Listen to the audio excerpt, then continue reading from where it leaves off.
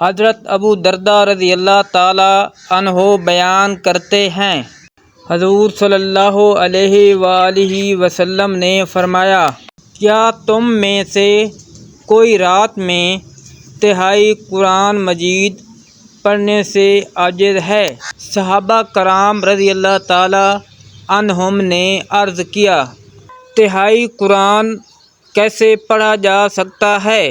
آپ صلی اللہ علیہ وآلہ وسلم نے فرمایا، سورۃ اخلاص تہائی قرآن کے برابر ہے۔ مشکوٰۃ شریف حدیث نمبر 2127۔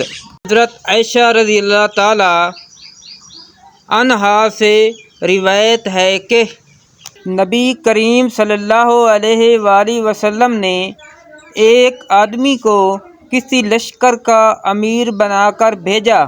وہ اپنے ساتھیوں کو نماز پڑھاتا تو قرات کے آخر میں سورۃ اخلاص پڑھتا۔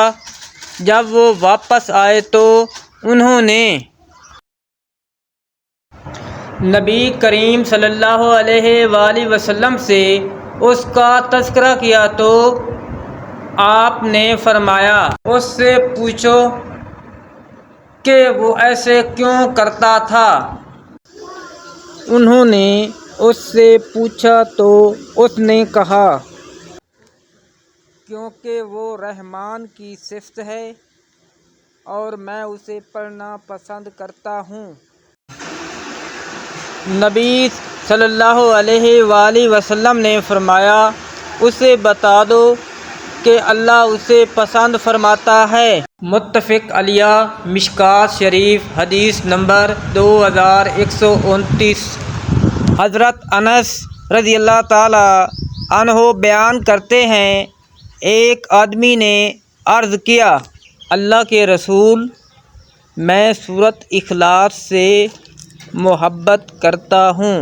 آپ صلی اللہ علیہ وآلہ وسلم نے فرمایا، بے شک تمہاری اس سے محبت ہی تمہیں جنت میں لے جائے گی۔ ترمذی اور امام بخاری نے اس کا مفہوم بیان کیا ہے۔ رواہ البخاری و ترمذی۔ مشکوٰۃ شریف حدیث نمبر 2130۔